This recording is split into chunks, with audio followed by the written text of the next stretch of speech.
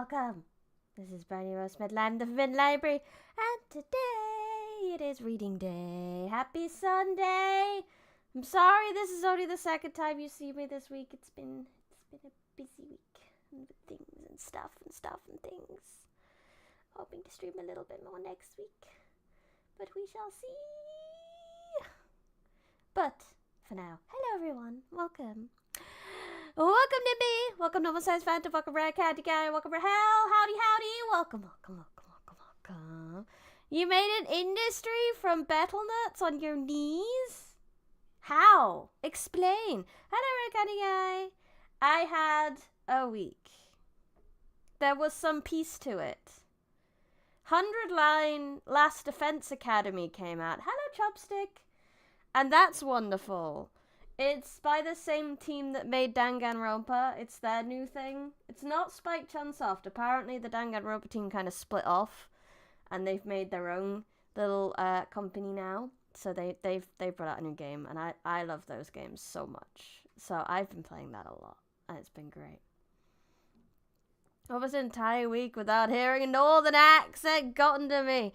Even if I ate shepherd's pie to try fill the void. I'm sorry, normal size phantom. Like I said, hopefully feel better next week. Hopefully. If Brady don't stream for a month, Phantom will probably go north just to fill the void.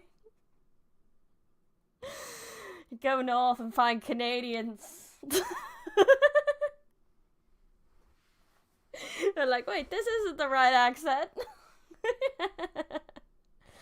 So, as you can see, there's no spreadsheet, because I didn't read anything this week. I mean, technically I kind of did.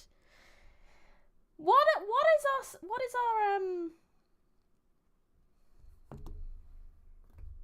what's the verdict on audio dramas? Because it's not quite an audiobook. It's like between a TV show and an audiobook. Like, an audiobook is a book I'm reading, but an audio drama doesn't really have a book form, so does it count as a... Well, this one, it was a Doctor Who one. It was a collection of Doctor Who audio dramas. Does that count as a book? Because it wouldn't have a book form originally. I don't know if it does. I don't think I'm going to count it.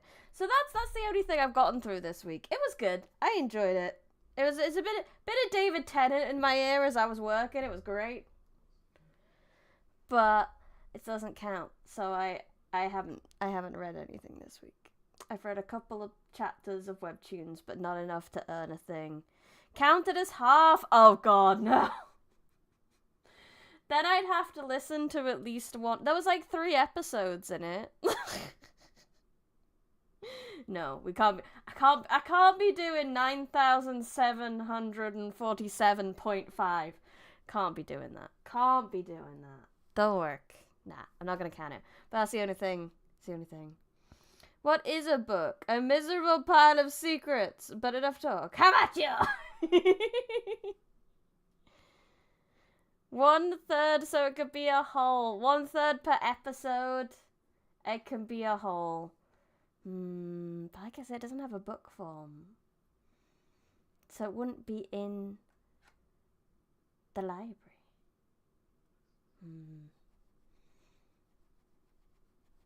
My verdict is no. No. But you know what? Don't matter. We're gonna read a book now anyway. Just write it down, loophole. Yeah. I mean, I guess I could. I deserve it. I deserve a treat of a loophole.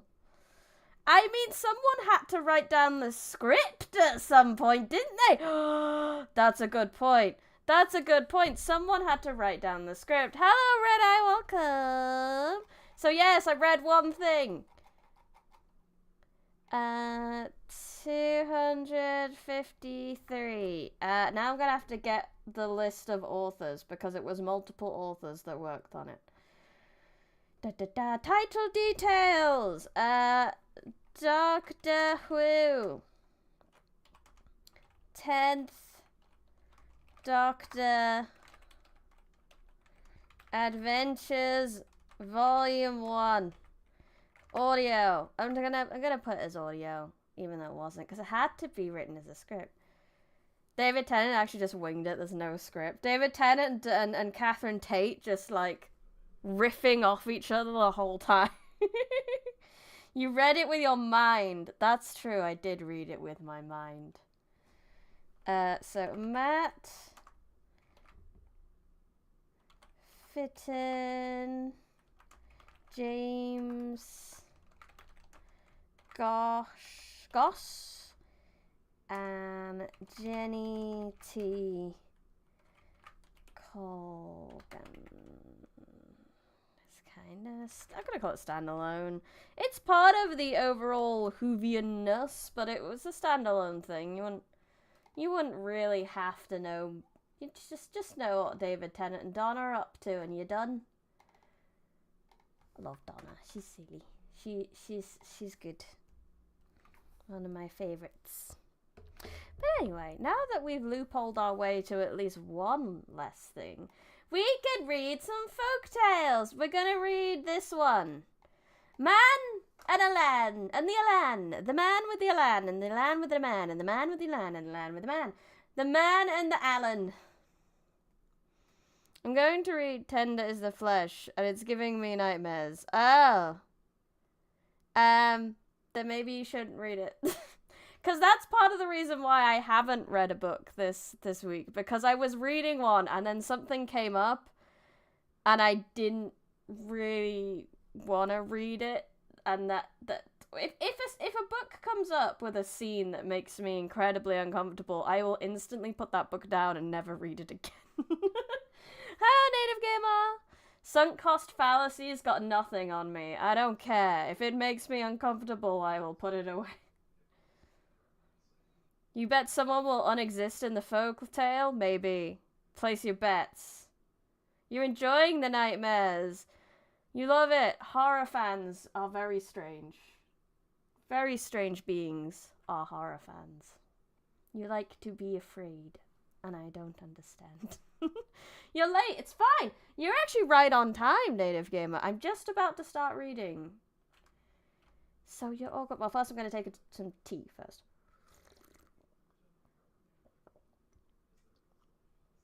It starts uncomfortable, the first paragraph, and gets us. Well, I'm glad you've given me, like, the opposite of a recommendation. Man and the Alan. A Tinguan was once walking along a trail in... So, Alan's the witch lady, isn't she? You did miss the lo-fi. Would you like me to put it on for just 2 seconds, just for you? There it is. You can have it for 10 seconds. I'm gonna go.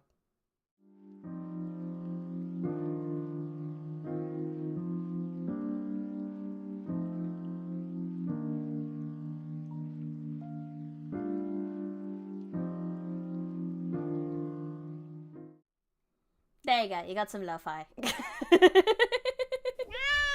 Meow. Story 10.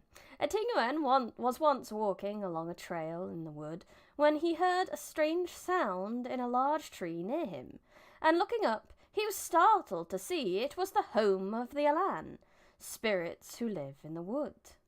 He stopped and gazed for a moment at the horrible creatures, large as people, hanging from the limbs of the tree with their heads down like bats. They had wings to fly, and their toes were at the back of their feet, while their long fingers, which pointed backwards, were fastened to the wrist. That image. Backwards fingers that tie to the wrist. Oh, speaking of uncomfortable things. Surely, thought the man, these terrible beings will eat me if they can catch me. I will run away as fast as I can while they are asleep. He tried to run, but he was too frightened, and after a few steps he fell face down to the ground. Sound effects. I'm gonna imagine Alan Davies. Vampires, yep, just vampires. Apparently the Alans are basically vampires. Horror protagonist. At this, the Alan began to wail loudly, for they saw him fall and believed him dead. And they came down out of the tree with gold and beads, which they laid on him. After a while, the man gathered courage, and jumping up, he cried loudly as he could, "Go away!" The Alan did not move, but they looked at him and said, "Give us one bead Nagamba, a particular bead of double effect, and you may have the rest." When the man refused to do this, they were angry and turned away, crying, "Then we are going to burn your house, for you are a bad man." So they gave him a bunch of beads, thinking he was dead. And when he jumped up and refused to give them back even one bead, they were just like, "Well, I'm gonna burn your house down." Thereupon the man went home as fast as he could go, but very soon after that his house burned, for the Alan kept their word. Oh, that's it. That's the whole story. The story is, don't fuck with the Alan. I don't know, he's pretty reasonable to do. Arson, yay! Tripping on flat surfaces. It is a protagonist skill. And we got some bamboo raft pictures, and we got like a goat thing holding some bamboo. Cool. Oh god. Sogsagot. Sogsagot. Sogsagot. Sogsagot. Like an oven you can't turn on. Blow chips, you like bamboo? Cool, I got some pretty pictures for you. And hello, Diabolical Lad, welcome. It is a reasonable course of action. Don't give me back my shit. Burn down your house. That could be a caribou. The water buffalo. Yes, we have heard of the caribou in these stories. When you step on a puddle with your socks, Scott. One day, a long time ago, some men went to the mountains to hunt deer and wild pig, and among them, one was named Sossagot. Would you classify bamboo as a tree? I mean, it grows tall and has leaves. Not many leaves, but yes, I would call it a tree. They all went into the thick forest to look for game, but after a while Sossagot called his dog and withdrew to an open spot nearby, where he waited for the deer to come out. While he stood there eagerly watching, a big bird swooped down, caught him in its claws, and carried him away. Far off over the mountains the bird soared, until finally it came to a big tree where it had its nest, and here it left the man and flew away. Sossagot's first thought was to make his escape, but he found that the tree was so tall that he could not get down, and after a time he ceased his attempts to get away, and began to look over his companions in the nest, 2 young birds and 3 little pigs. Is he going to huff and puff and blow their house down? By and by he became hungry, and I like this. So by and by for us would be like, oh, by and by this also happened. It's almost like a meanwhile or a, what would be the word?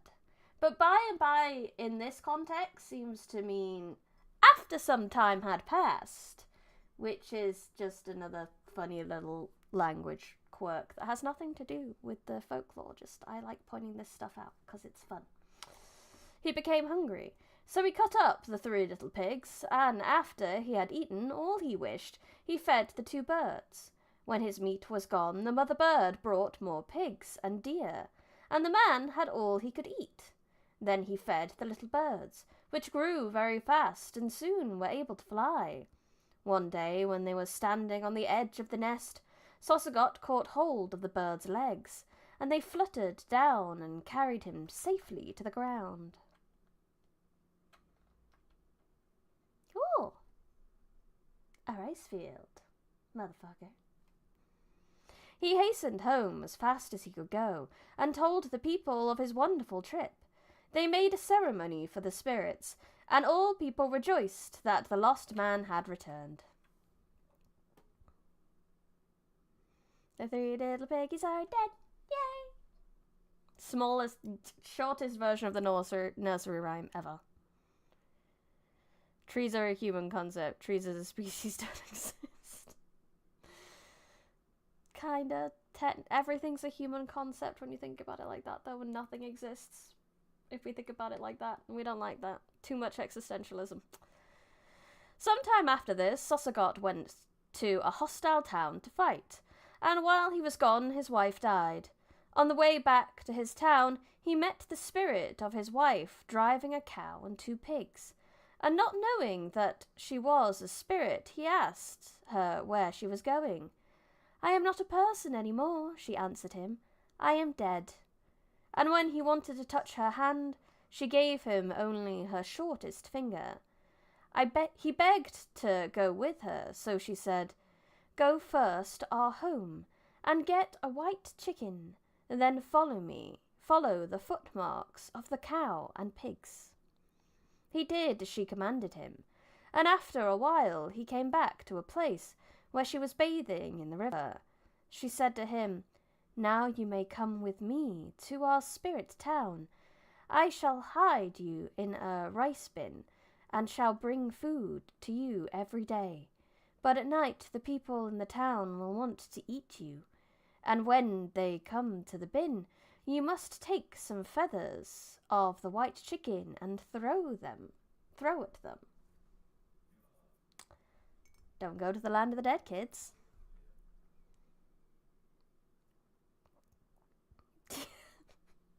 Her ghost tells you, and you're like, "Don't take me with you." And she's like, "Sure, but everyone's going to want to eat you when we get there." The man went with her, and when they arrived at the spirit town, she hid him in the rice bin. At night, the people came to eat him, as she said they would, but when he threw the chicken feathers at them, they were frightened away. For 2 weeks, Sossagot lived in this place, but when the feathers were nearly gone, he was afraid to stay any longer, for every night the spirits came to eat him. He begged his wife to allow him to go, and finally she showed him the way home, giving him rice to eat on his journey. As soon as the man arrived home and inquired for his wife, the people told him that she had died, and they had buried her under the house. Then he knew that it was her spirit that had taken him to the strange town. So wait, she said she was dead, but he didn't really believe him. A Philippine folktale? Indubitably, Sonny, indubitably. So this is a story about a guy who couldn't accept grief. Yes, this is a metaphor for letting go and grief. Indeed. It nearly ate him up. Literally. It was going to eat him from the outside. And he had a small chicken coping mechanism. But I love that we had like this whole bit about the giant birds, and then we had the metaphor for grief, but they weren't connected at all. Such an appropriate topic for this month. It's been a month, hasn't it, VTuber fans? When ghost chuck bird feathers, white ones specifically. She did specifically say a white chicken, so I would say white bird feathers of some variety if you're having problems with ghosts. I am not a certified ghost expert, but we did just read it in a book, and therefore it is true. Truly, it's only been 27 days. Oh, it has. The mistaken gifts! When Seagon was about 8 years old, his parents began looking for a girl who would make a suitable wife. Because we know 8-year-olds have to get married, right? At last, when they had decided on a beautiful maiden who lived some distance from them, they sent a man to talk to her parents to ask if they would like Seagon for a son-in-law. Now, when the man arrived at the girl's house, the people were all sitting on the floor eating periwinkle, and as they sucked the meat out of the shell, They nodded their heads. The man, looking at the door, saw them nod, and he thought they were nodding at him, so he did not tell them his errand, but quickly returned to the boys' parents and told them that all the people at the girls' house were favourable to the union. Bro just poked his head in, saw nods, and was like, yeah, cool, bye.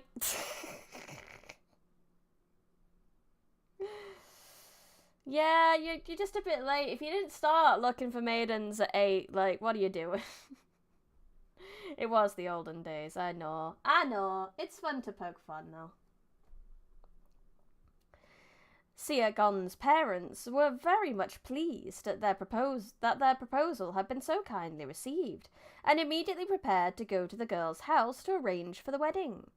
Finally, all was ready, and they started for their house, carrying with them as presents for her parents 2 caribous, 2 horses, 2 cows, 4 iron kettles, 16 jars of bassie, 2 blankets, and 2 little pigs.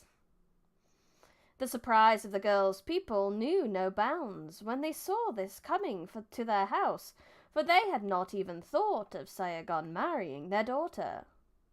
Oh, that's it. That's it. That's the whole story. I'm trying to imagine, context-wise, this was told over a whole campfire.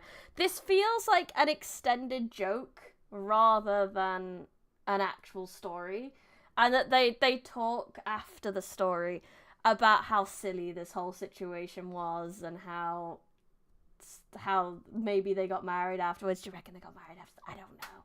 So it feels like an extended joke rather than a story. But I kind of appreciate things like that being written down too, because I feel like things like that could easily be lost to time. But it's nice to have a record of it, even if it maybe doesn't feel like a good story in this context. It probably is a good one for around the campfire when everyone can go, ho, ho, ho, ho, isn't that funny? Ho, ho, ho. The boy who became a stone. One day, a little boy called Elenan sat out in the yard making a bird snare, and as he worked, a little bird called to him, "Tick, tick, Liden, come and catch me." "I am making a snare for you," said the boy, but the bird continued to call until the snare was finished. Then Elenan ran and threw the snare over the bird and caught it, and he put it... Wait a minute, I just realized what this is. Mistaken gifts. It feels like a Reddit post. It's a ye old gossip Reddit story. Am I the asshole for showing up to my daughter-in-law's house with gifts when they didn't know I was coming? Boy saw girls eating periwinkle, thought wife, didn't even talk to them. It wasn't even the boy that was marrying, it was just an errand guy. He was just like, oh, okay. Ancient Filipino Dane cook used to get a big laugh out of telling that story. He did. Definitely did.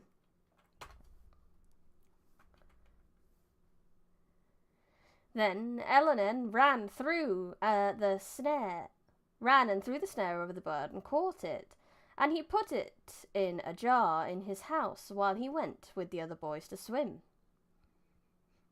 While he was away, his grandmother grew hungry, so she ate the bird, and when Elenan returned and found that his bird was gone, he was so sad that he wished he might go away and never come back.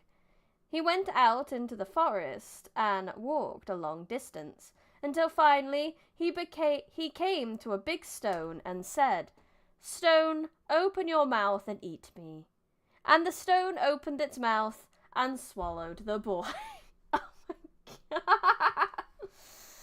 When his grandmother missed the boy, she went out and looked everywhere, hoping to find him. Finally, she passed near the stone and cried out, "Here he is!" And then the old woman tried to open the stone, but she could not. So she called the horses to come and help her. They came and kicked it, but it would not break. Then she called the caribou, and they hooked it, but they only broke their horns. She called the chickens, which pecked it, and the thunder, which shook it, but nothing could open it, and she had to go home without the boy. I believe the moral of this story is if you see leftovers in the fridge, don't eat it without permission. I know! His grandma still tried to get at him, even when he was a stone. But if I had a nickel time for every time this happened, I'd have no money, but I guess it's just making a point.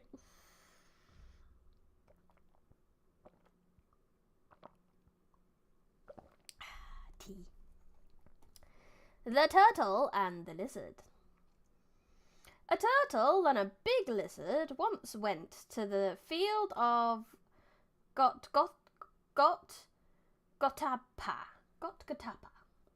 to steal ginger. When they reached the place, the turtle said to the lizard, "We must be very still, or the man will hear us and come out." But as soon as the lizard tasted the ginger, he was so pleased that he said, "The ginger of Gotgotapa is very good." "Be still," said the turtle, but the lizard paid no attention to the warning and called louder than ever, "The ginger of Gotgotapa is very good!" Again and again he cried out until finally the man heard him and came out of the house to catch the robbers. The turtle could not run fast, so he lay very still, and the man did not see him, but the lizard ran and the man chased him. When they were out of sight, the turtle went into the house and hid under a coconut shell, upon which the man used to sit. The man ran after the lizard for a long distance, but he could not catch him. After a while, he came back to the house and sat down on the shell. By and by, the turtle called "Nook." The man jumped up and looked all around, unable to tell where the noise came from. He sat down again. A second time the turtle called, and this time the man looked everywhere in the house except under the shell, but could not find the turtle. Again and again the turtle called, and finally the man, realizing that all his attempts were unsuccessful, grew so excited that he died.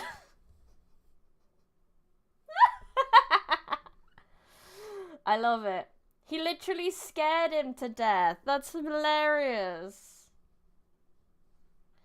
I mean, evidently you haven't found a large rock and asked it nicely if it would grow a mouth, so I haven't either. I don't know. Maybe it works. Who knows?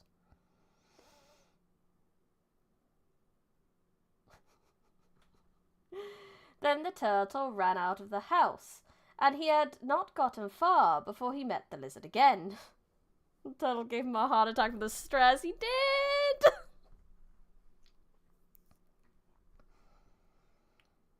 "I will go first and get some honey." The lizard would not wait, but ran ahead, and when he seized the honey, the bees came out and stung him, so he ran back to the turtle for help. After a while, they came to a bird snare, and the turtle said, "That is the silver wire that my grandfather wore about his neck." Then the lizard ran fast to get it first, but he was caught in the snare and was held until the man came and killed him. Then the wise turtle went on alone. This was the story of a turtle serial killer. Pinky and the brain. I love it. I like this one. This is a good one. Gotta get rid of them liabilities. I know. He scared a man to death, and then he, tricked the lizard into not just murdering. Well, I guess maybe the other ones were unsuccessful murder attempts. Maybe he sent him after the thing. Wait, did the turtle say his grandpa got killed by a snare? Yes. So maybe it was a vengeance kill. I don't know whether he was just lying to get the lizard to be stupid, but yeah. I'm not sure. So the turtle is an early YouTube prankster. No, he's a serial killer. He's calm, cold, and collected. And he will murder you without you even knowing it. Meanwhile, the man with the coconuts. One day, a man who had been to gather coconuts loaded his horse heavily with the fruit. On the way home, he met a boy whom he asked how long it would take to reach the house. "If you go slowly," said the boy, looking at the load on the horse, "you will arrive very soon. But if you go fast, it will take you all day." Now that's very interesting.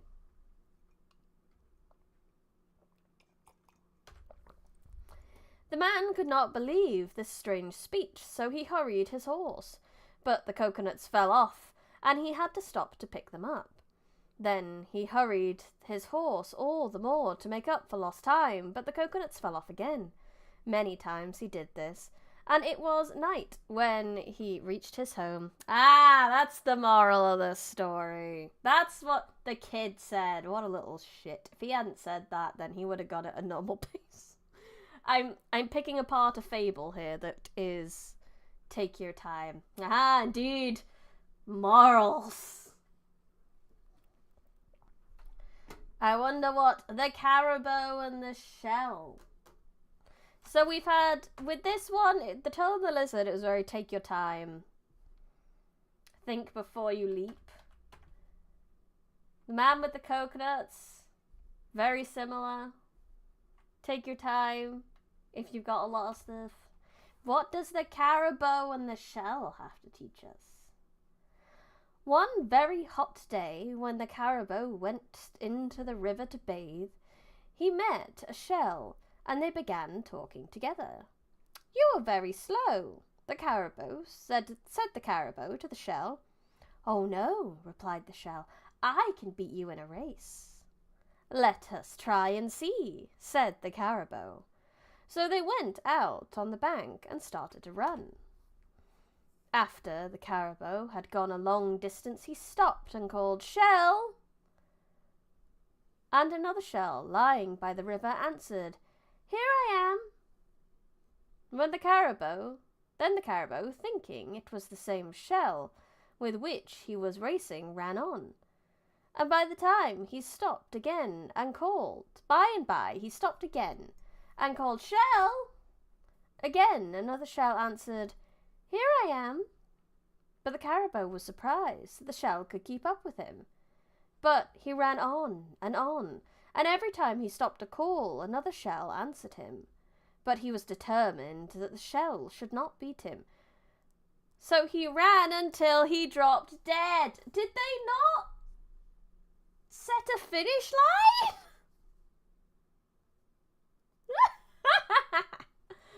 Oh. Different shells answering the whole time.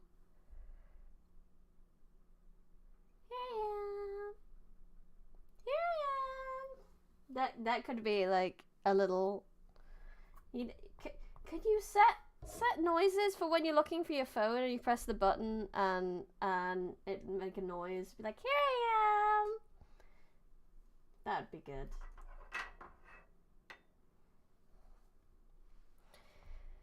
Oh, we got a lot of morals. Why do all the people have heart problems? I don't know. It's very warm in the Philippines, is it not? It might be heat stroke that's getting all of them. Something very similar to the Victorian illness plague, which all the like very fitful people die of. But like the tropical version. The alligator's fruit. Two women went to gather some wild fruit from a vine which belonged to the alligator.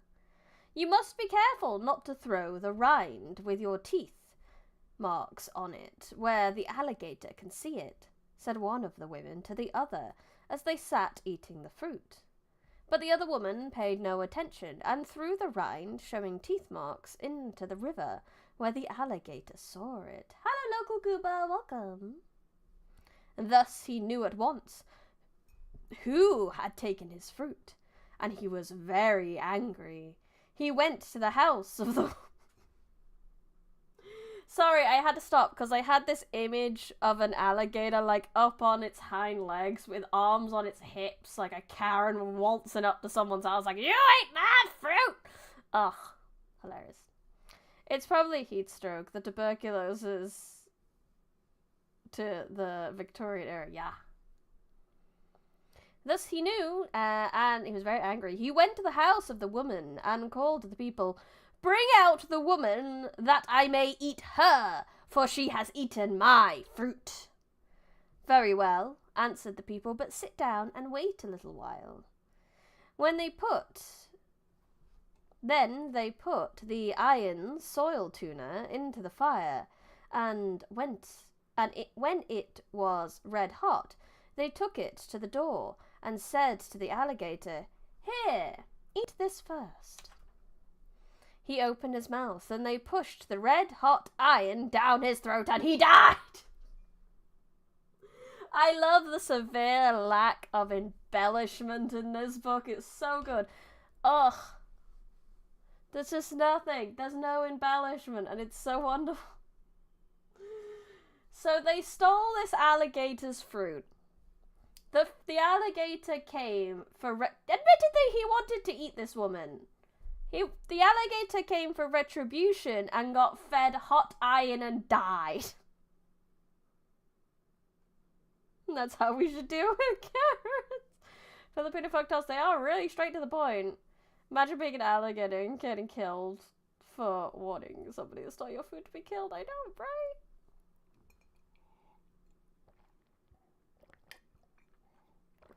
Doge dog. Doogie dog? Doogie dog? Doge dog, dig dig dog, dig dig dog, dig dig dog, dog dig dog, dig dig dog. Come on. You can't free him. He's dead. He's free in the spirit world. He'll be waiting with his jaws open for their spirits. Doogie dog. Doogie dog. This is a difficult one. Maybe Google can help me.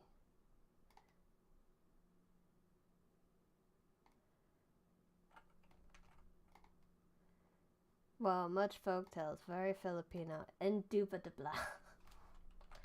Google Trans.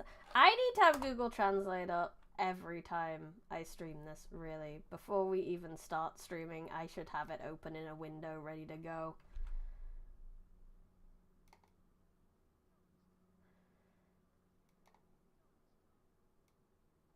I don't want it to be English detected, because Google just said Doge dog, and I know that's probably not right.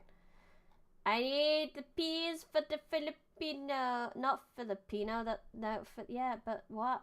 Brain. My brain is short-circuited. Brain.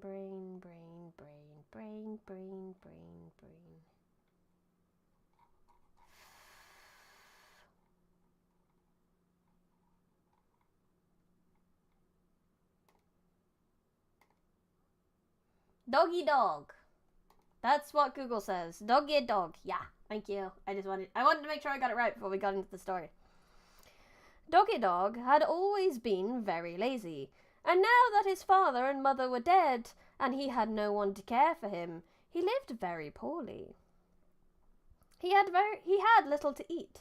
His house was old and small, and so poor that it had not even a floor. Still, he would rather sit all day and idle away his time than work and have more things. One day, however, when the rainy season was near at hand, Doggy Dog began thinking how cold he would be when the storms came. And he felt so sorry for himself that he decided to make a floor in his house.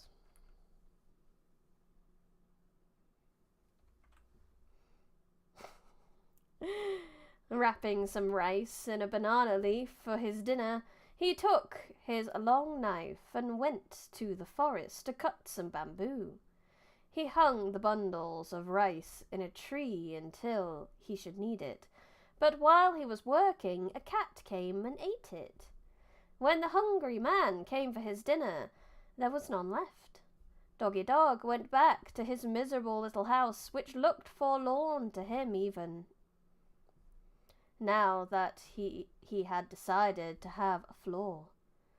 The next day he went again to the forest and hung some rice in the tree as he did before, but again the cat came and ate it, so the man had to go home without any dinner.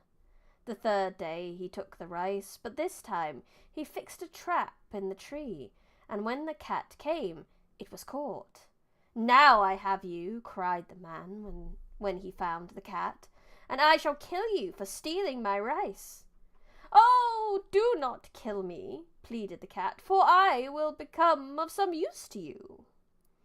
So Doggy Dog decided to spare the cat's life, and he took it home and tied it near the door to guard the house. Some time later, when he went to look at it, he was very much surprised to find that it had become a cock. "Now I can go to the cockfight at Magsynigal." "You!" cried the man, and he was very happy, for he'd much rather do that than work. Thinking no more of getting wood for his floor, he started out at once for Magsynigal, with the cock under his arm. As he was crossing a river, he met an alligator, which called out to him, "Where are you going, Doggy Dog?" "To the cockfight in Magsynigal," replied the man, as he fondly stroked the rooster. Stroking his rooster. "Wait, and I will go with you," said the alligator as he drew himself out of the water. The two walked along together, and together soon entered a forest where they met a deer, and it asked, "Where are you going, Doggy Dog?" "To the cockfight in Magsynigal," said the man. "Wait, and I will go with you," said the deer, and he also joined them. What a strange party we've got going on here. Oh man, it's just a Pokemon trainer. Yeah. By and by they met a mound of earth, and that had been raised by ants, and they would have passed without noticing it, had it not inquired, "Where are you going, Doggy Dog?" "To the cockfight and Magsynigal," said the man once more, and the mound of earth joined them. We're not just doing animals now, we're doing dirt. The company hurried on, and just as they were leaving the forest, they passed a big tree in which was a monkey. "Where are you going, Doggy Dog?" shrieked the monkey, and without waiting for an answer, he scrambled down the tree and followed them. As the party walked along, they talked together, and the alligator said to Doggy Dog, "If any man wants to dive into the water, I can stay under longer than he."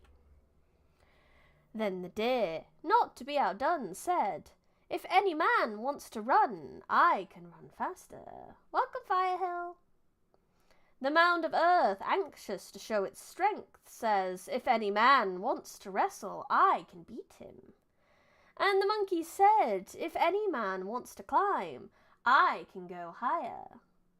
They reached Magsynigal in good time, and the people were ready for the fight to begin. When Doggy Dog put his rooster, which had been a cat, into the pit, it killed the other cock at once, for it used its claws like a cat. "Good afternoon, it is evening for me." And the monkey said, "Ooh, banana." "That's racist," Normal says bad. "Just 'cause he's a monkey." The people brought more roosters and wagered much money, But Doggy Dog's cock killed all the others until there was not one left in Magsingal, and Doggy Dog won much money. Then they went outside the town and brought all the cocks they could find, but not one could win over that of Doggy Dog.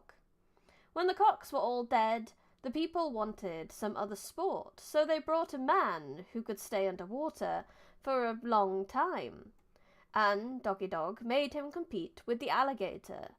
But after a while, the man had to come up first. Then they brought a swift runner, and he raced with the deer, but the man was left far behind.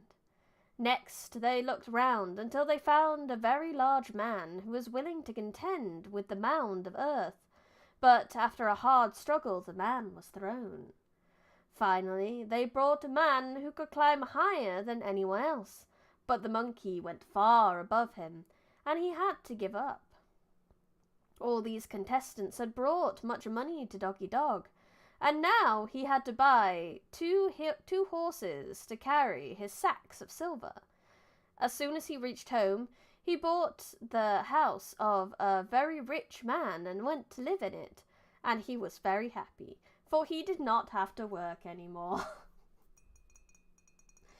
So, is the moral of this story have talented friends and bet on them?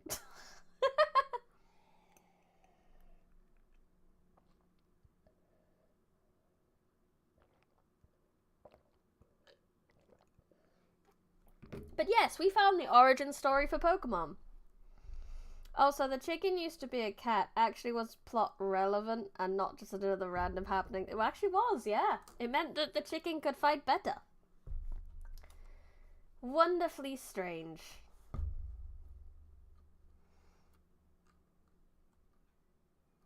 The moral is you gotta hustle the system. That's a good one. Now, there's lots of lovely little notes now of different things in each story, which I think when we go to the next section, we'll check these out as we go, I think. Because I think we've missed out a little bit. I didn't realise we could have done this. Because there's all sorts of little notes that probably would have been more interesting. But going back to do them now might be a bit of a pain in the arse. If you're interested in going back and going through all these little notes, then this book is readily available on Project Gutenberg. So you can pick up one for yourself. We will check out the notes ourselves for the next section of the book. But look at all that. That's so much notes. So much notes. Now we're on to our next section of the book. The Irgot.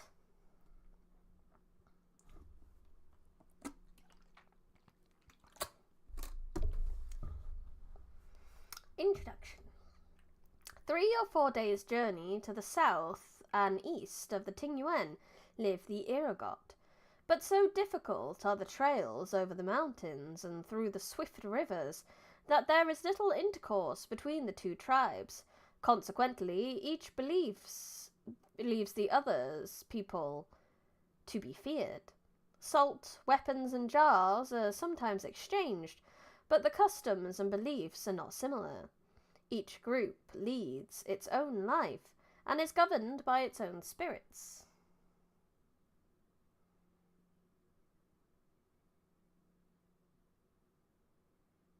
Igorot.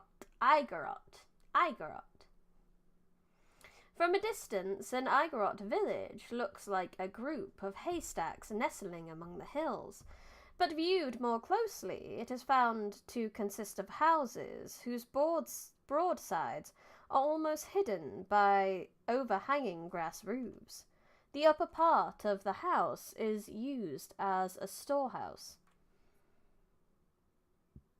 while below, on the ground floor, the family cooks and eats. In one end, there is a tiny box-like bedroom where the father, mother, and small children sleep. After they are 2 or 3 years old, the girls spend the night in a dormitory, while the boys sleep in the men's council house. These people have splendid terraced terraced. Oh, Egret.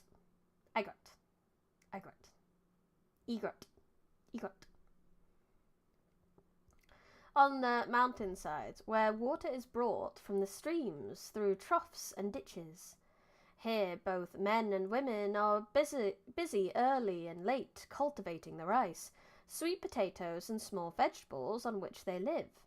The men are headhunters and ardent warriors, each village demanding a head in payment for any taken by a hostile village. Watching over the Egret, controlling the winds and the rains, and providing good crops and health for its people, is the great spirit Lumawing, who lives in the sky. He is believed to have created the Egret, and even to have lived among them on the earth. He no longer visits them in person, they say, but each month they perform a ceremony at which they pray to him to protect them, and entreat him to favour with health and good crops. The following tales are told by fathers and mothers to the children to teach them how things came to be as they are. The creation. In the beginning, there were no people on earth. Lumwing is the greatest of all spirits and now lives in the sky, though for a time his home was the Egret village of Bontoc. He married a Bontoc girl, and the stones of their house are still to be seen in the village. It was Lumawing who created the Egret, and even since he has taken a great interest in them, teaching them how to overcome the forces of nature, how to plant, to reap, and in fact everything they know. Once each month a ceremony is held in his honour in a sacred grove, whose trees are believed to have sprung from the graves of his children. Here prayers are offered for good health, crops, and success in battle. A close resemblance exists between Lumwing of Egret and Cabonian of the Tingyuan, the former being sometimes called Cabonian. I remember Cabonian, that he possessed a lady to teach her how to do stuff. The Great Spirit came down from the sky and cut many reeds. I don't know whether this is a good idea or not. I think I might have to leave it to you guys on that one. There's the flow of the story, and then there's learning all the extra nitty-gritties. And I don't know what's best. He divided these into pairs, which he placed in different parts of the world, and he said to them, "You must speak." Immediately the reeds became people, and in each place was a man and a woman who could talk, but the language of each couple differented from that of the others. Lumawig commanded each man and woman to marry, which they did. By and by, there were many children, all speaking the same language as their parents. These in turn married and had many children. In this way, there came to be many people on earth. Now, Lumwing saw that there were several things which the people on earth needed to use, so he set to work to supply them. He created salt and told the inhabitants of one place to boil it down and sell it to their neighbours. But these people could not understand the directions of the Great Spirit, and the next time he visited them, they had not touched the salt. Then he took it away from them and gave it to the people of a place called Mayinit.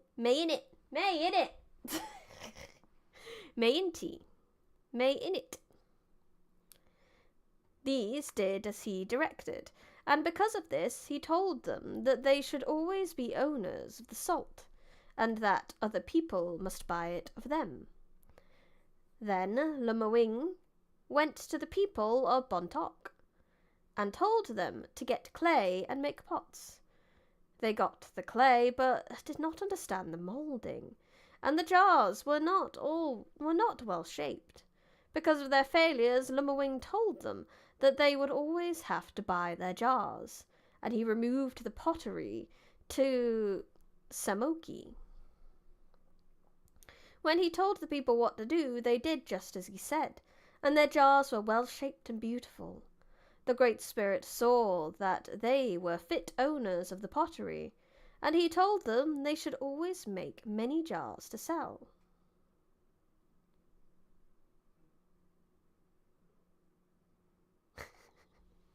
Yeah, is your salt from May in it? Because otherwise it's illegal. Lumberwing, god of capitalism. I know, he's setting up trade. In this way, Lumberwing taught the people and brought to them all the things which they have now.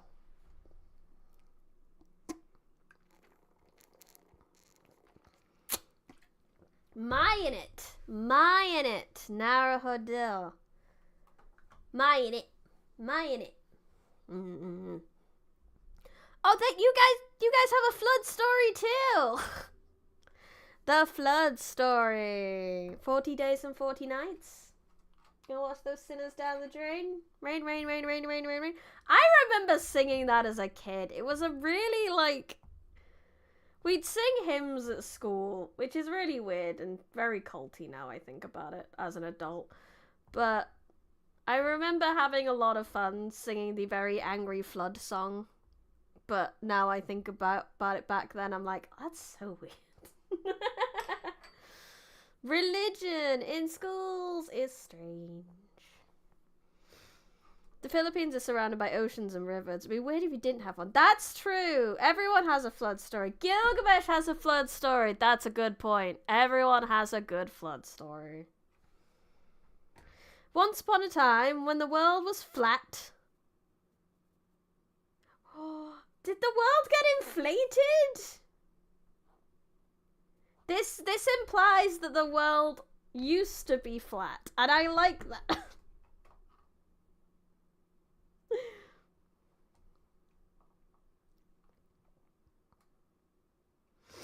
And there were no mountains. There lived two brothers, sons of Lumberwing, the Great Spirit. The brothers were fond of hunting, and since no mountains had formed, there was no good place to catch wild pig and deer.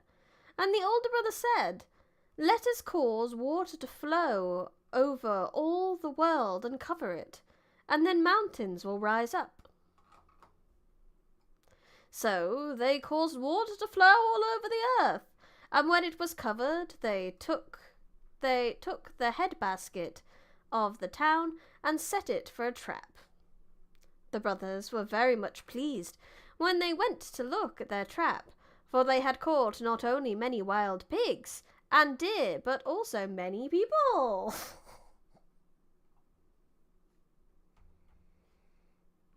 I know.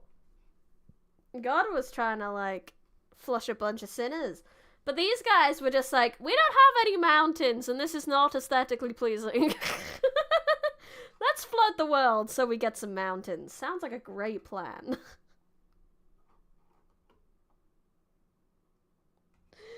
Duderheads flooded the earth for some dinner. They did. Sorry. Now Lumberwing looked down from his place in the sky and saw that his sons had flooded the earth, and that in all the world there was just one spot which was not covered. And he saw that all the people in the world had been drowned except one, brother and sister, who lived in Pokis. Then Lumberwing descended, and he called to the boy and girl, and saying, "Oh, you're still alive!" "Yes," answered the boy, "we're still alive. Everyone we've ever known and loved is dead, and we are very cold." So Lumberwing commanded his dog and deer to get fire for the boy and girl. The dog and deer swam quickly away, but though Lumberwing waited a long time, they did not return. And all the time the boy and girl were growing colder. Finally, Limmerwing himself went after the dog and deer, and when he reached them, he said, Why are you so long in bringing fire to Pockis? Get ready and come quickly while I watch you, for the boy and girl are very cold. Then the dog and the deer took the fire and started to swim through the flood, but when they had gone only a little way, the fire was put out. Limmerwing commanded them to get more fire, and they did so, but they swam only a little away again, when that of the deer went out, and that of the dog would have been extinguished also, had not Limmerwing gone quickly to him and taken it. As soon as Limmerwing reached Pockis, he built a big fire which warmed the brother and sister, and the water evaporated so that the world was as it was before, except now there were mountains. The brother and sister married and had children. Thus there became many people on earth. Oh, lordy, some of these are very silly. That was rather nonsensical. And I know most religions have this, but we're all related, guys. We're all related. Hi, Boris. How are you?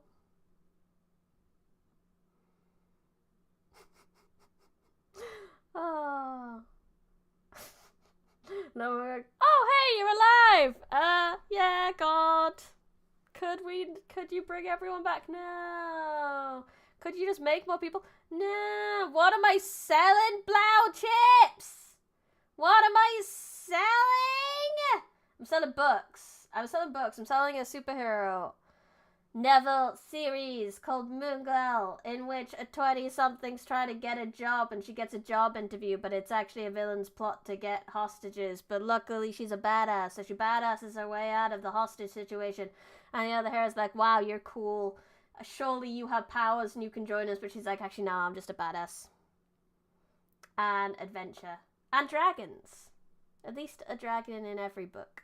In the first 3 books, they're all different dragons. So there's at least 3 dragons. So anime. Still more believer than the flooding zoo cruise. To be fair, after the flooding zoo cruise, that would have been similar, because it was only his family that was on there. So, like, they would have had to populate. Dragons are overrated? Get out of it, blue chips. Dragons are amazing and are not overrated, and everything is made better by a dragon. Everything. Literally everything. This would be made better by a dragon. VTubing is made better by dragons. Dragons are great. Okay, if you don't want a dragon in every book, there's someone visiting someone in prison. There's a scene where someone is visiting someone in prison almost every single book. Is that overrated? Added a dragon to my car, instantly became faster and cooler. Yes! Yes, it did. It's like painting it red to make it go faster. It's better. It just works. Let's see what chaos Limmerwing himself on Earth gets up to. One day, when Orc logic is wonderful logic. When Limmerwing, the great spirit, looked down from his place in the sky, he saw 2 sisters gathering beans, and he decided to go down and visit them. When he arrived at the place, he asked them what they were doing. The younger, whose name was Fukan, answered, "We're gathering beans, but it takes a long time to get enough for my sister. For my sister wants to go bathing all the time." Then Limmerwing said to the older sister, "Hand me a single pod of beans." And when she had given it to him, he shelled it into the basket, and immediately the basket was full. The younger sister laughed at this, and Limmerwing said to her, "Give me another pod and another basket." She did so, and when he had shelled the pod, the basket was full also. And he said to the younger sister, "Go home and get 3 more baskets." Gathering beans. I too wish I could gather my beans, but my beans are low. My beans are always low. She went home, and when she asked for 3 more baskets, her mother said the beans were few, and she could not need so many. When Fukan told her of the young man who could fill a basket from 1 pod of beans, and the father, who heard the story, said, "Go bring the young man here, for I think he must be God, and therefore he must come to me, and not me go to him." Your beans are hinds. Indubitably, of course they're hinds. What other kind of beans are there? Although we do love a bit of black bean, because we do love a bit of chili, and a bit of chili ain't good without some beans. Cause like, what's a chili without some beans?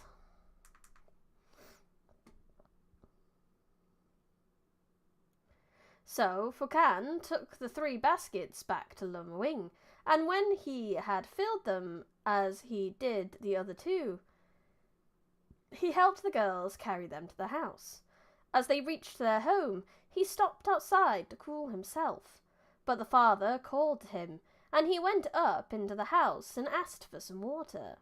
The father brought him a coconut shell full, and before drinking, Lumawing looked at him and said, "If I stay here with you, I shall become very strong."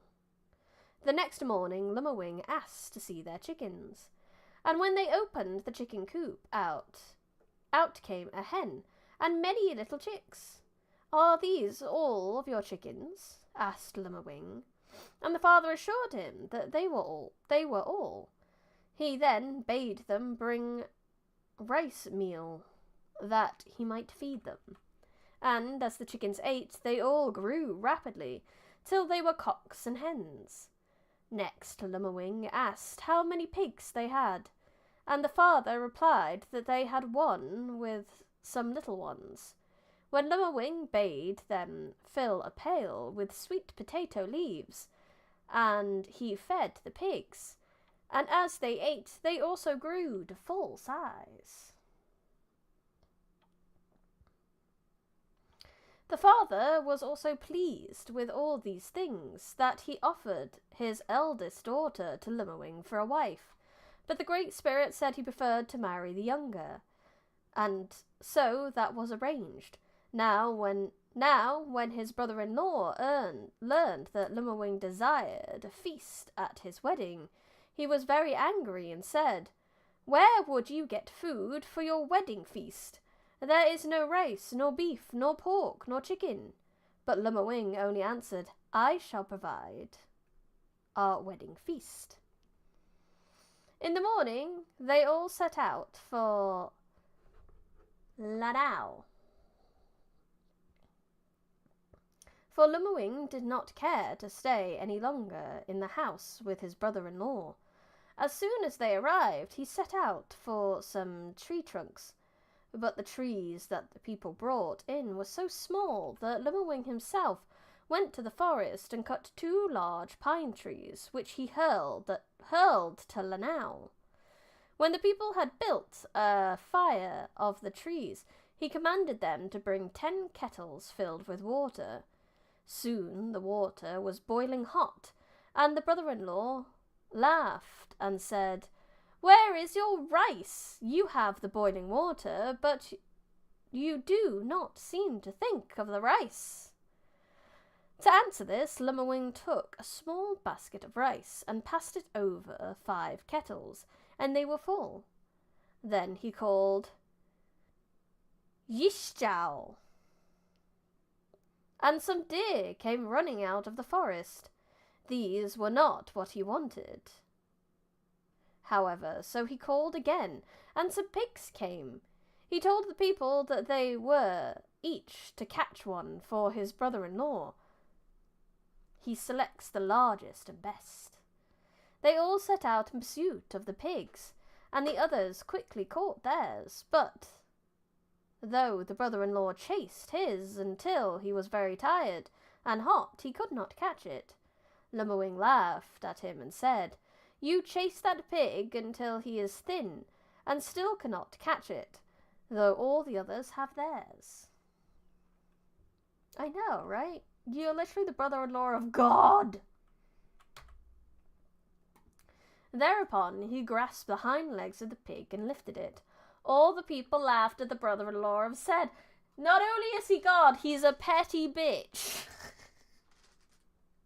"Of course you can catch it, because I chased it until it was tired." Limmerwing then handed it to him and said, "Here, you carry it." But no sooner had the brother-in-law put it over his shoulder than it cut loose and ran away. "Why did you let it go?" asked Limmerwing. "Do you care nothing for it? Even after I caught it for you? Catch it again and bring it here."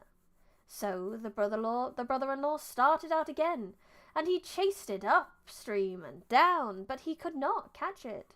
Finally, Limmerwing reached down and picked up the pig and carried it to the place where the others were cooking.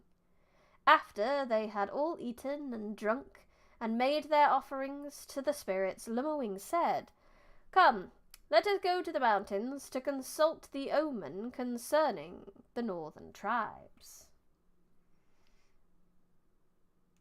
I too would be petty with godlike powers, because spite and pettiness is one of the best motivators on the planet, as far as I'm concerned.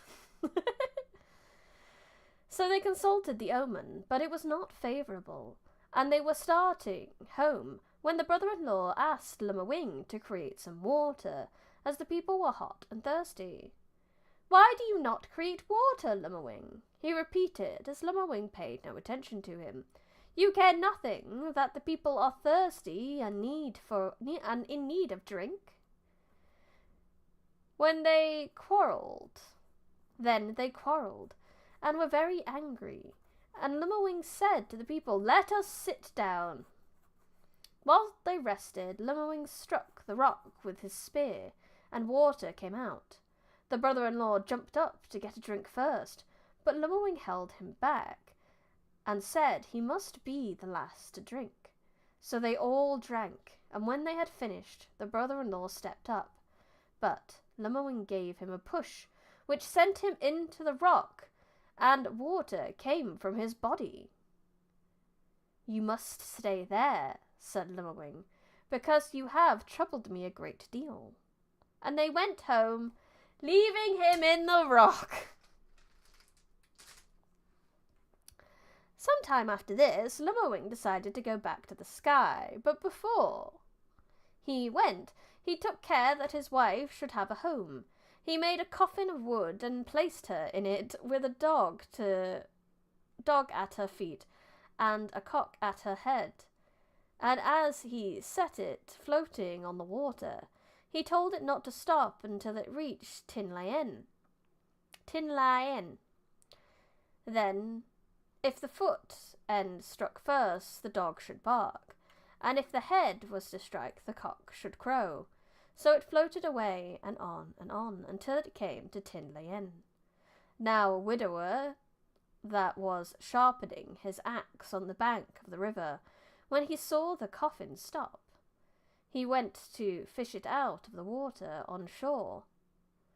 He started to open it, but Fugan cried out, "Do not drive a wedge, for I am here." So the widower opened it carefully, and took Fungyen up to the town. Then, as he had no wife of his own, he married her. I thought maybe because he made the coffin, maybe he just, spent a mortal lifetime there and then was going to leave after his wife died. But he's like, "No, I'm bored now. Wife, get in the coffin. I'm going to push you down river and you will find another husband." That's one way to deal with it, I guess.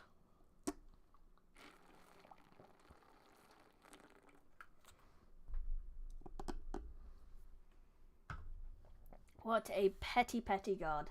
We love it.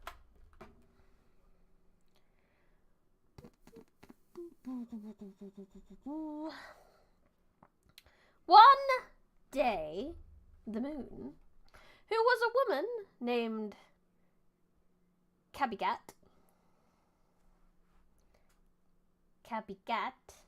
Copycat. I guess I'll marry this lady I met in a river coffin. Yeah, I mean, is that not just Disney? Is that not just so Disney of them? He was like, I ain't staying here. The people do nothing but complain at me. That's fair. Sat out in the yard, making a large copper pot. The copper was still soft and pliable like clay, and the woman squatted on the ground with the heavy pot against her knees, while she patted and shaped it. Now, while she was working, a son of Chow Chow, the sun, came by and stopped to watch her mould the form. Against the inside of the jar she pressed a stone, while on the outside, with a wooden paddle dripping with water, she pounded and slapped until she had worked down the bulges and formed a smooth surface. Copycat, copycat, copycat, copycat, copycat. The boy was greatly interested in seeing the jar grow larger, more beautiful and smoother with each stroke, and he stood still for some time. Suddenly the moon looked up and saw him watching her. Instantly she struck him with her paddle, cutting off his head. These are so extreme. There's so much death. The sun was not near, but he knew as soon as the moon had cut off his son's head, and was hurrying to the spot. He put the boy's head back on, and he was alive again! Yay! Then the sun said to the moon, You cut off my son's head, and because you did this, even after on the earth, people will cut off each other's heads. I see. So that's why beheadings happen, because the moon got pissy a little bit about being watched and cut off the son's head. The son's head. And a very sharp paddle, indubitably. The serpent eagle. Winged serpents? Ooh. There's a few cultures with winged serpents. Once there lived two boys whose mothers sent them every day to the forest to get wood for her fires even. Each morning as they started out, she gave them some food for their trip, but it was always poor, and there was very little of it, and she would say, The wood that you brought yesterday was so poor that I cannot give you much to eat today.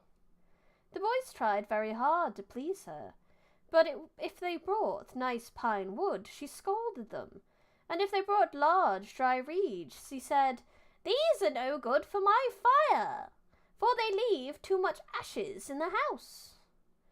They try as they would, they failed to satisfy her, and their bodies grew very thin from working hard all day, and from want of enough to eat. We can word today. Come on. One morning, when they left for the mountains, the mother gave them a bit of dog meat to eat, and the boys were very sad. When they reached the forest, one of them said, You wait here while I climb the tree and cut off some branches.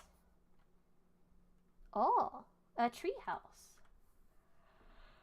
Very cool. Parental abuse, yay! He went up the tree and soon called down, Here is some wood! And the bones of his arms dropped to the ground. Wait, what?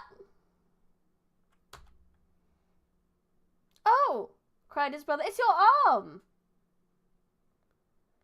Here's some more wood, cried the other, and the bones of his other arm dropped to the ground.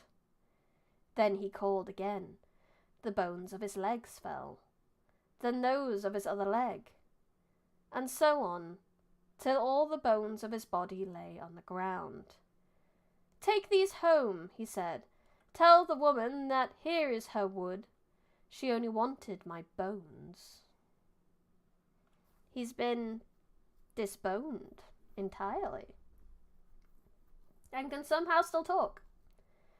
The younger boy was very sad, for he was alone, and there was no one to go down the mountain with him. He gathered up the bundle of wood, pondering meanwhile what he should do. But just as he finished, a serpent eagle called down from the treetops, "I will go with you, brother."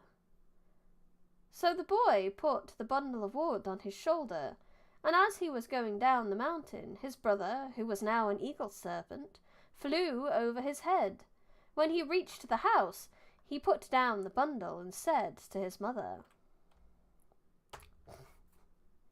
"Here is your wood." When she looked at it, she was very much frightened and ran out of the house. Then the serpent eagle circled around above her and called, "Quick, quack, quick, quack, quack, quack. I do not need your food anymore." Also very cool bridge. Oh, that's it. When in doubt, shed your mortal form and become a flying snake. That will solve all of your problems. Once there were the tattooed men. Once there were two young men, very good friends. They were unhappy because neither of them had been tattooed. They felt that they were not as beautiful as their friends. One day they agreed to tattoo each other. One marked the breast and back of the other, his arms and legs, and even his face. And when he had finished, he took soot off the bottom of a cooking pot and rubbed it into all the marks he had tattooed beautifully. The one who had done the work said to the other, "Now, my friend, you are very beautiful, and you must tattoo me." Then the tattooed one scraped a great pile of black soot off the cooking pots, and before the other knew what he was about, he had rubbed it all over him from the top of his head to the bottom of his feet, and he was very black and greasy. The one who was covered with soot became very angry and cried, "Why do you treat me so when I tattooed you so carefully?" They began to fight, but suddenly the beautifully tattooed one became a great lizard, which ran away and hid in the tall grass, while the sooty one became a crow and flew away over the village. I don't understand. I do not understand that at all, but that's okay. Tattoos were seen as beauty and status here in the past. More tattoos, the more pretty. No, seems it got a little out of hand. Vanity. It's a guy thing, I want to get it. That makes sense. Boys will be boys, I suppose. The lads got a little out of hand. Ye old drawing a dick on your friend's face. Tillin, the rice burb. One day, when a mother was pounding out rice to cook for supper, her little girl ran up to her and cried, "Oh, mother, give me some raw rice to eat." "No," said the mother, "it's not good for you to eat until it's cooked. Wait for supper." But the little girl persisted until her mother, out of patience, cried, "Be still! It is not good for you to talk so much." When she had finished pounding the rice, the woman poured it into the rice winnower and tossed it many times into the air. As soon as the chaff was removed, she emptied the rice into her basket and covered it with the winnower.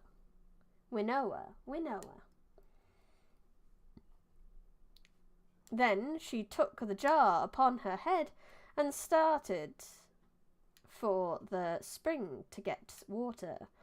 Now the little girl was fond of going to the spring with her mother, for she loved to play in the cool water while her mother filled jars. But this time she did not go. And as soon as the woman was out of sight, she ran to the basket of rice. She reached down to take a handful of the grain. The cover slipped so that she fell and was covered up in the basket. When the mother returned to the house, she heard a bird crying, "King, king, nick, nick, nick." She listened carefully, as the sound seemed to come from the basket. She removed the cover. To her surprise, out hopped a little brown rice bird, and as it flew away, it kept calling back, "Goodbye, mother! Goodbye, mother! You would not give me any rice to eat." Is that why you have to wash your rice? Because if you don't, you'll become a bird. You'll be cursed into the form of a burb. That's why you wash your rice, guys.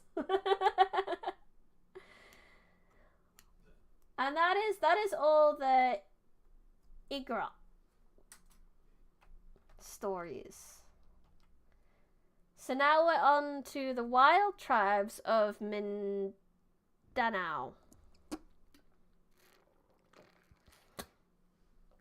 That's why birds eat will grow grains. Yeah.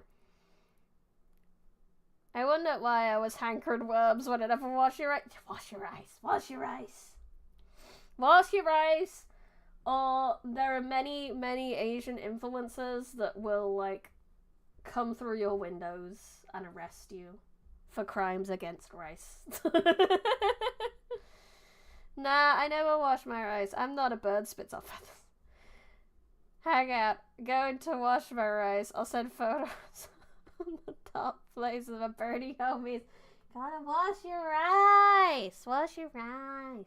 It's good, I promise. It works. It makes the rice good. Rice does good cook when washed. Introduction. About 1,000 miles south and east of the Tinguen and the Igorot is the island of Mindanao, which is inhabited by mortals and immortals entirely unknown to the mountain tribes of the north. In the northern part of this great island are the Bukidnon, timid, wild people who attacked from time to time by the Moro on one side and the Manobo on the other, have drawn back into scattered homes in the hills. Here they live in poor dwellings raised high from the ground, some even built in trees, their sheltered and secret positions making them less subject to attack.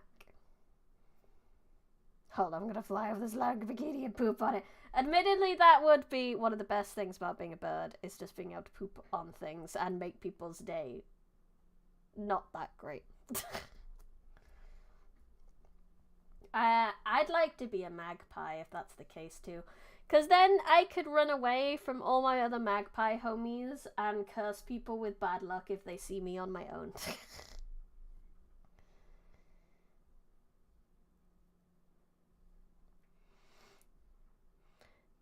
They are not a warlike people, and their greatest concern is not for the goodwill of the numerous spirits who watch over their every act. At times they gather a little hemp or kofi from the hillside or along the stream bank and carry it to the coast to exchange for the bright cloth which they make into gay clothes. But they do not love work, and the most of their time is spent in resting or attending ceremonies to gain the goodwill of the immortals. In this country, the belief prevails that there are spirits in the stones, in the baliti trees, in the vines, the cliffs, and even the caves. And never does a man start on a journey or make a clearing on the mountainside until he has first besought these spirits not to be angry with him, but to favour him with prosperity and bring good crops. Gay clothes, very gay. Why do you think the gay is a rainbow? Bright clothes, gay clothes. Rainbow.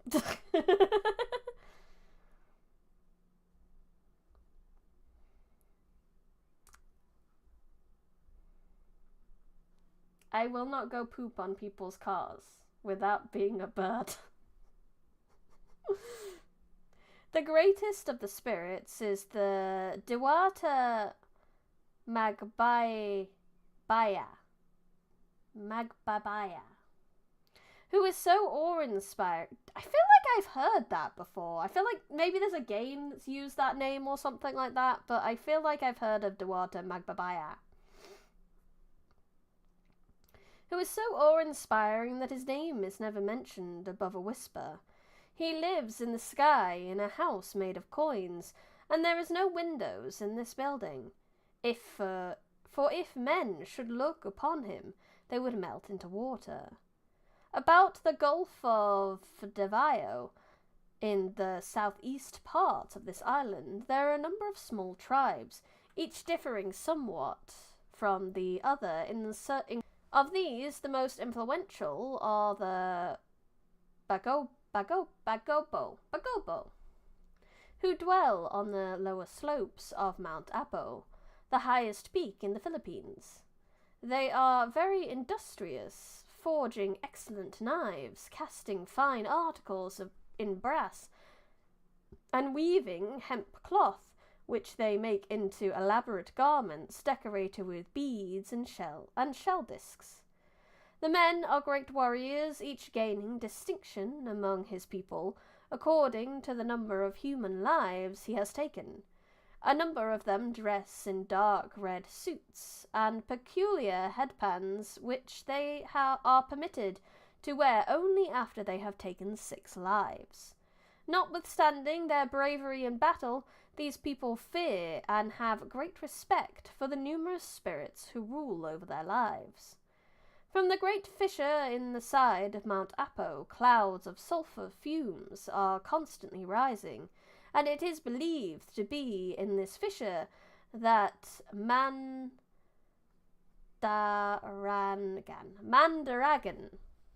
and his wife Darago live, evil beings who look after the fortunes of warriors.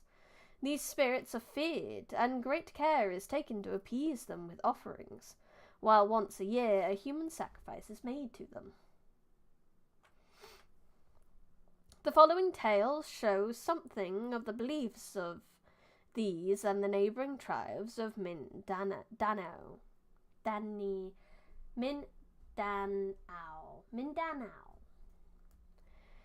How the moon and the stars came to be.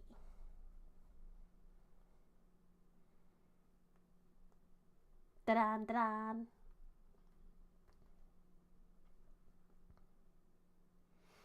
Gotta go for today. I hope so. I hope I get a good rest, and I want to feel ready for next week. But thank you, Candy Guy. I hope you have a good day, or evening, or tomorrow, or whatever next to you. Have a good time. Bye bye. Nailing the pronunciations, wonderful. You're right. They're pretty much as written, so it's very good. One day, in the times when the sky was close to the ground, a spinster went to pound rice.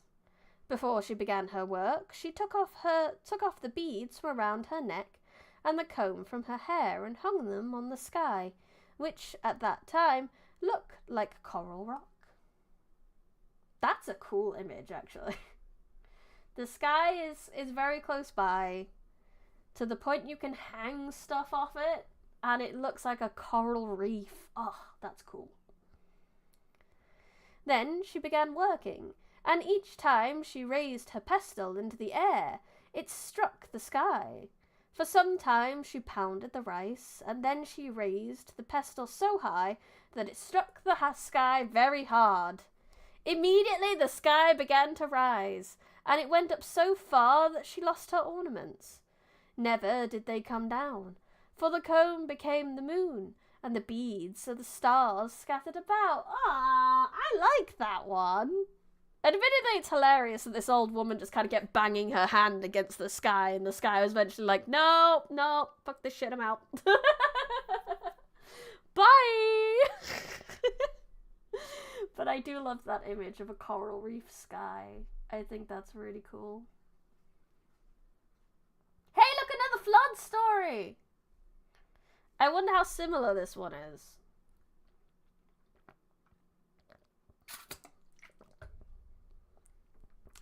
A long time ago, there was a very big crab, which crawled into the sea. And when he went into the crowded water, so that it ran all over the earth and covered the land. Now, about 1 moon before this happened, a wise man had told the people that they must build a large raft. They did as he commanded, and cut many large trees, until they had enough to make 3 layers. These they bound tightly together, and when it was done they fastened the raft with a long rattan cord to a big pole in the earth. Mr. Crab's origin story. Soon after this the floods came. White water poured out of the hills, and the sea rose and covered the highest mountains. The people and animals on the raft were safe, but all others drowned. When the waters went down, and the raft was again on the ground, it was near their old home, for the rattan cord had held. But these were the only people left in the whole world. So it's very kind of similar, but more people survived, and rather than it being 2 brothers that kind of just wanted some more aesthetics in the world / food, it was a giant crab who just wanted to go home.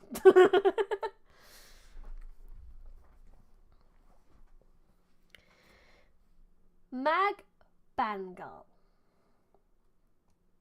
Mag Bangal was a good hunter, and he often went to a certain hill where he killed wild pigs for food. One night, as it was nearing the planting season, he sat in his house thinking, and after a long time he called to his wife. She came in, and he said, "Tomorrow I shall go to the hill and clear the land for our planting, but I wish you to stay here." "Oh, let me come with you," begged his wife, "for you have no other companion." "No," said Mag Bangal. "I wish to go alone, and you must stay at home." So finally his wife agreed, and in the morning she arose early to prepare food for him. When the rice was cooked and the fish ready, she called him to come and eat. But he said, "No, I do not want to eat now, but I will return this afternoon, and you must have it ready for me." Then he gathered up his 10 hatchets and bollos, a sharpening stone, and a bamboo tube for water, and started for the hill. Upon reaching his land, he cut into some small trees to make a bench. When it was finished, he sat down on it and said to the bollos, "You, bollos, must sharpen yourselves on the stone." What are bollos? Long knives. And the bollos went to the stone and were sharpened. Then to the hatchets he said, "You hatchets must be sharpened." And they also sharpened themselves. When all were ready, he said, "Now, you bollos, cut all the small brush near the trees, and you hatchets must cut the large trees." So the bollos and the hatchets went to work, and from his place on the bench, Mag Bangal could see the land being cleared. Mag Bangal's wife was at work in their house weaving a skirt, but when she heard the trees continually falling, she stopped to listen and thought to herself, "My husband must have found many people to help him clear our land. When he left here, he was alone, but surely he cannot cut down the trees so fast. I will see who is helping him." I wish we could say that to the onions, but no, they want us to cry. She left the house and walked rapidly toward the field, but as she drew near, she proceeded more slowly, and finally stopped behind a tree. From her hiding place, she could see her husband asleep on the bench, and she could also see that the bollos and hatchets were cutting the trees with no hands to guide them. "Oh," she said, "Magmagal is very powerful. Never before have I seen bollos and hatchets working without hands, and he never told me of his power." Suddenly she saw her husband jump up and seize a bollo. He cut off one of his own arms.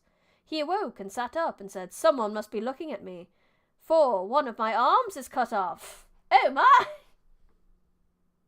When he saw his wife, he knew that she was the cause of his losing his arm.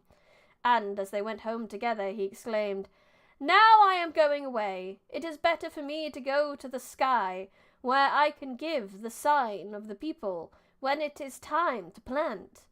And you must go to the water and become a fish." Okay! It's so nonsensical. Soon after, he went to the sky and became the constellation Magmagal, and ever since, when the people see these stars appear in the sky, they know that it is time to plant their rice. I guess so.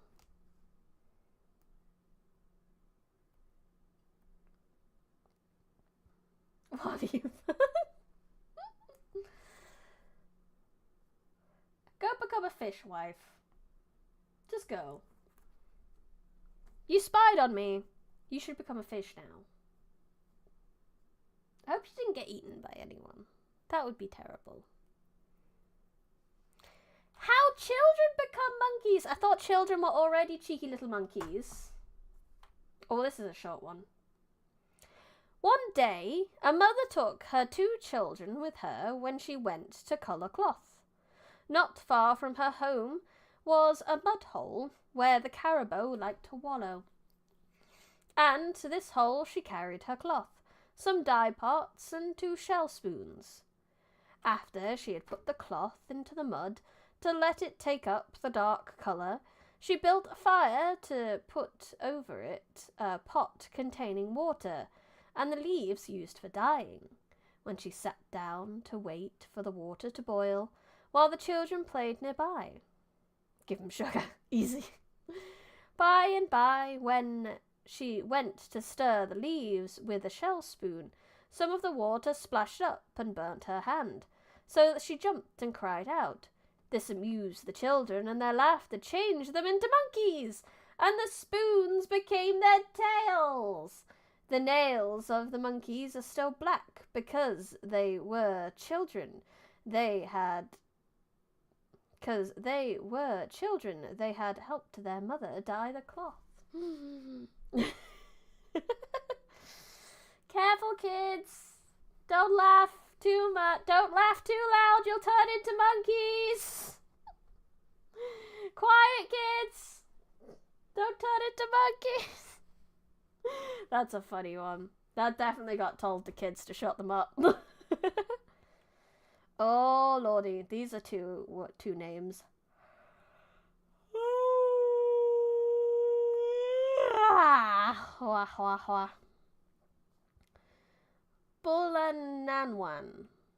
Bulananwan and Aguyo? Bulananwan and Agulio. Tulio. No. Aguyo. No L. Aguyo. Langonan and his wife had twin boys named Bulinanwan and Aguyo. One day, when they were about 2 years old, the mother took Bulianwan to the field with her where she went to pick cotton. She spread the fibre she had gathered the day before on the ground to dry near the child, and while she was getting more, a great wind suddenly arose, which wound the cotton around the baby and carried him away, far away to a distant land. The wind took Bulianwan, and in that place he grew up. When he was a man, He became a great warrior, Lagonan. Miguel and Julio, great and powerful gods. We love them. I love that movie. El Dorado was great. One day, while Bulianwan and his wife were walking along the seashore, they sat down to rest on a large, flat rock, and Bulianwan fell asleep.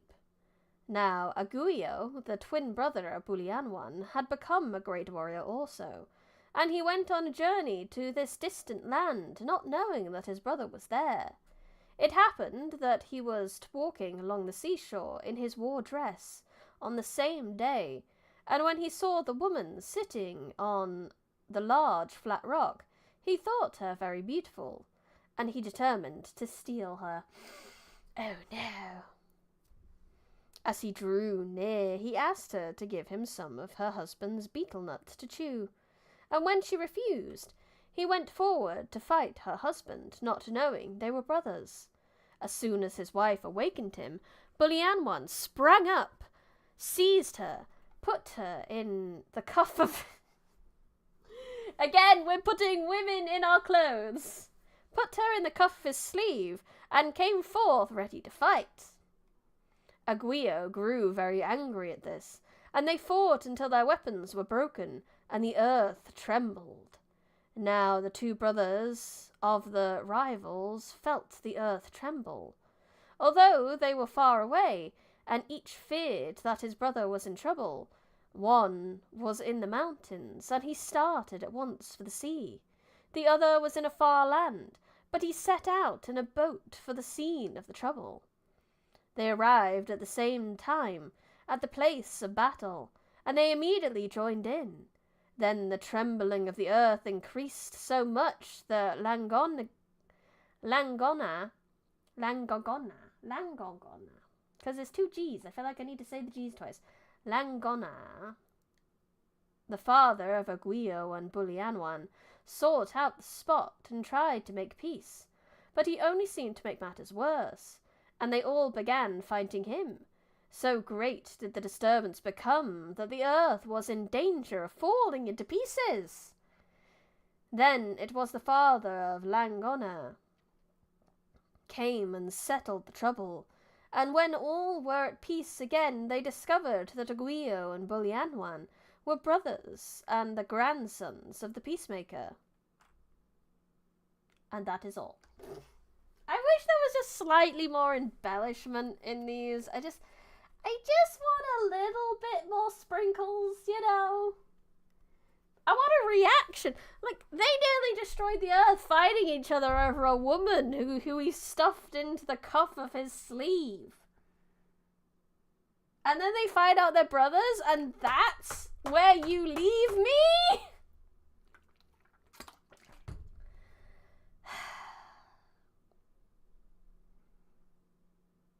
But I suppose I cannot complain. 'Cause that's where I'm leaving you. Thank you so much, everyone, for coming. I'm going to leave you for today.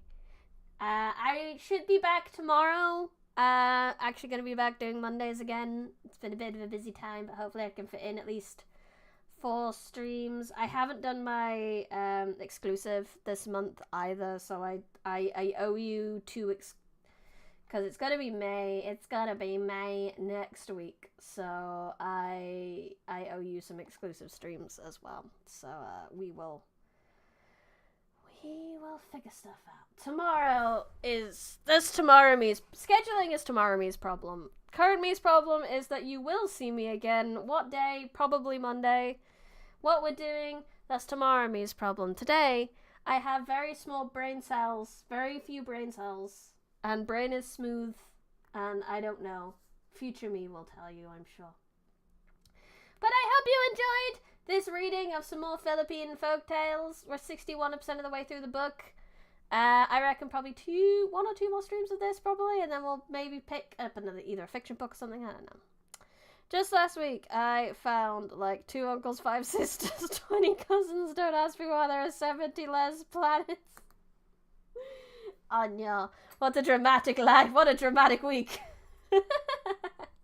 But thank you everyone for coming. Thank you everyone in chat. Thank you everyone lurked. And thank you to anyone who watches the VOD. I really appreciate you coming, no matter which way you decide to do it. If you have not already, I'd also highly appreciate it if you could leave a like on the video and subscribe to the channel. And last but certainly not least, if you would like to support me, there are many ways to do so. I'm not going to list them today. I just don't want to. We're getting back on the horse next week. Today is still very much a lazy day. It's fine. There's links in the description. If you would like to support me in many ways, you could just have a look at those. Join the Discord as well. There's like a products and services section. That's also a wonderful place to go if you want ways to support me. But that is all I have for you today. Once more, thank you so much everyone for coming. I'll be back tomorrow. And last but not least, I had fun. I hope you had fun. This has been Brady Smith. I'm the Forbidden Library. Goodbye.